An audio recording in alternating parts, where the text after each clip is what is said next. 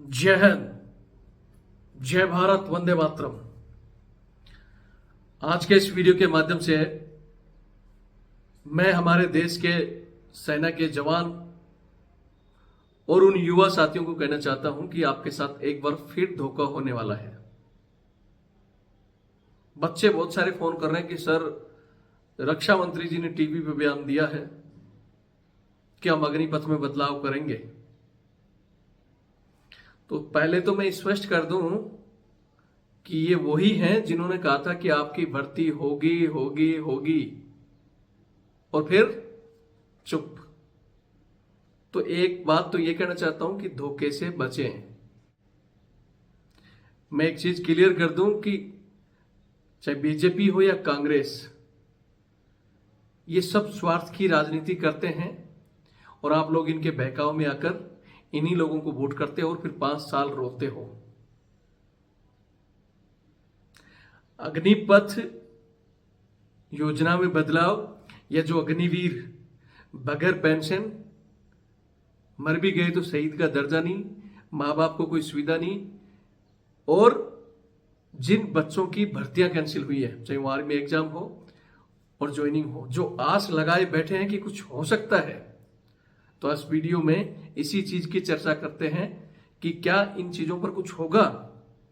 मैंने बार बार आपको कई चीजें समझाई कि हो सकता है अगर आप प्लानिंग के तहत चलो, लेकिन आपने कभी इन चीजों को सुना ही नहीं। तो मैंने बताया था कि हम चुनाव में एक बड़ा प्लान बना रहे हैं। तो मैं आपको बताता हूं सबसे पहले कि इसी प्लान के तहत मैं कोई लीडर नहीं हूं, लेकिन लोकसभा सिक्कर से इलेक्शन लड़ रहा हूं सांसद का।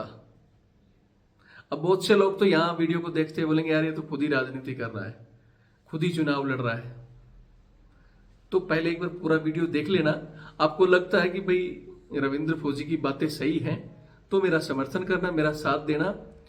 और अगर आपको लगता है कि नहीं मेरी बात ठीक नहीं है और ये नेता ही जो आपको झूठी बातें बोलते हैं, झूठे वादे करते हैं, फिर ये मुकर जाते हैं, तो फिर आप इनके साथ जाओ।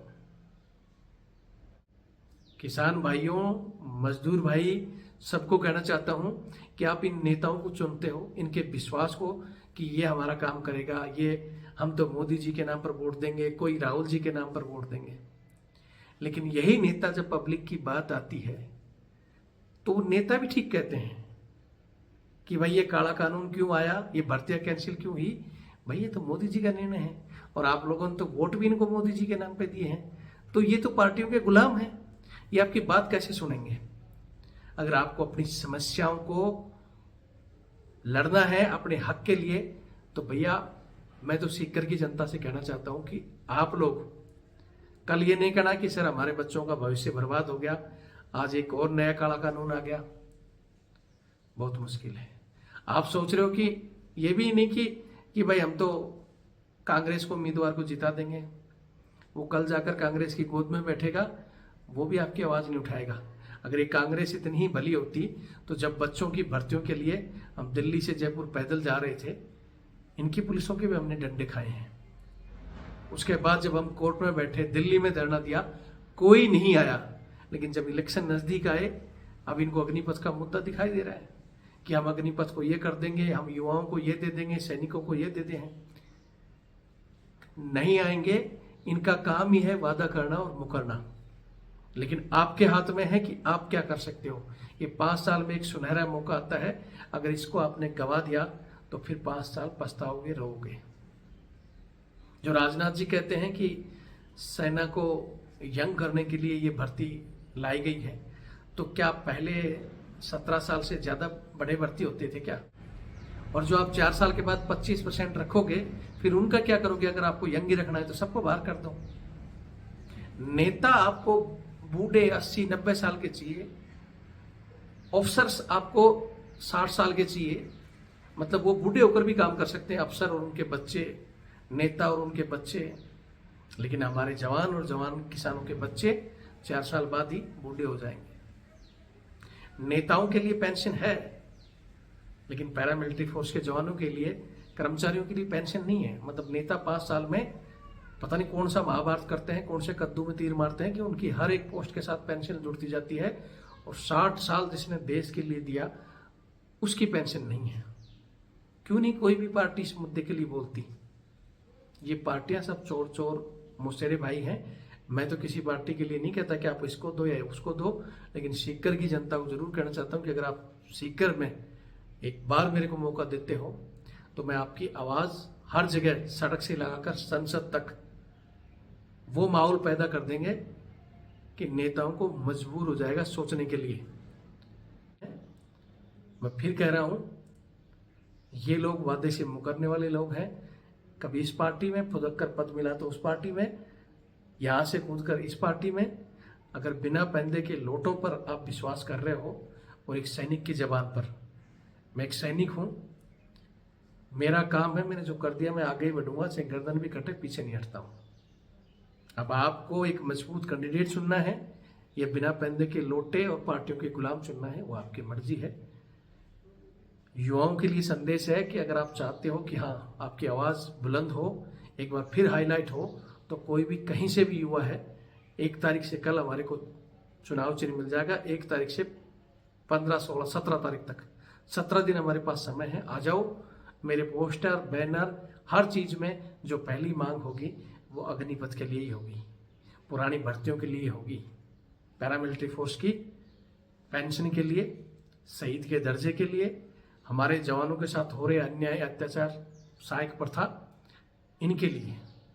मेरी उसमें कोई डिमांड नहीं है, सब देश की जनता की है, चाहे वो सैनिकों की आरओपी, एमएसपी, डिसेबिलिटी हो, या देश के किसान भाइयों की मांगे हो, ट्रक ड्राइवर भाइयों का मांग हो, मजदूर भाइयों की मांग हो, कि जो हमेशा वास्तव में मिडिल क्लास के लोगों को मिलना चाहिए वो उन्हें मिले। मेरी सारी मांगे उसी क्षेत्र के लिए, उन्हीं देश के लोगों के लिए होंगी, मेरे पोस्टर और बैनरों पर। सहमत हो तो वीडियो को ज़्यादा से ज़्यादा शेयर करें, चैनल से जुड़ें, और व्हाट्सएप चैनल मेरा रविंद्र फौजी के नाम से बना हुआ है, उसका लिंक भी मैं दे दूंगा, उससे जुड़ो। यही मेरा व्हाट्सएप नंबर है 82 90 35 45 13, और यही मेरा फोन पे और पेटीएम नंबर भी है। अगर आप चाहो कि मेरे रविंद्र फौजी की लड़ाई सही है, हम इनका समर्थन करना चाहते हैं, तो इसी के माध्यम से आप हमारे को आर्थिक सहायता कर सकते हो, ताकि हम इस लड़ाई को मजबूती से लड़ सकें। बाकी मेरी हिम्मत है, उस हिसाब से मैं लड़ूंगा और लड़ता रहूंगा। जय हिंद, जय भारत, वंदे मातरम।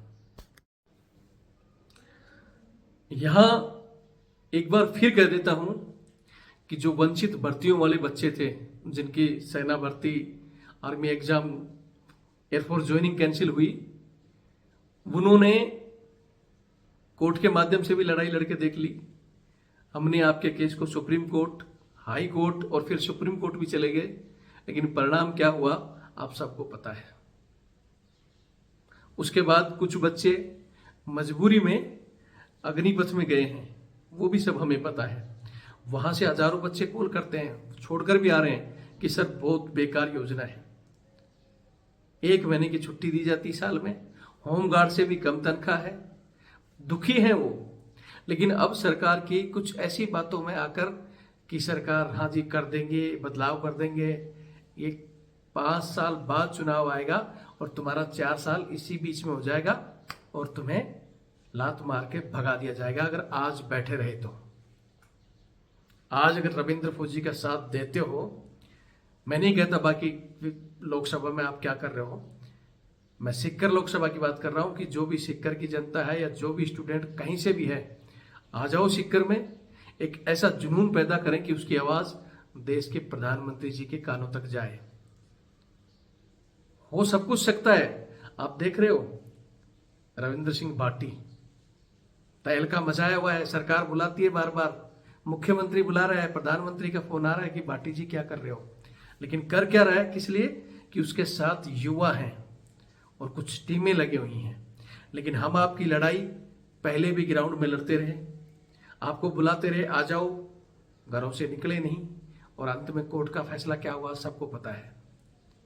घरों से निकलोगे नहीं, फिर फोन करते हो सर भर्तियां हो सकती है क्या, अभी भी वक्त है, एक बार आप लोग भी तहलका मचा दो। अब तो आपको कोई डर नहीं है, आचार संहिता लगी हुई है और हमने बाकायदा इलेक्शन में खड़े होकर सारी परमिशन सब कुछ हमारे हाथ में है। अब हम खुलेआम प्रचार भी कर सकते हैं और जहाँ इन पार्टियों का रैली होगा वहाँ इनसे जवाब भी ले सकते हैं। प्लानिंग हमने बनाया है, लेकिन घरों से आपको ही निकलना होगा।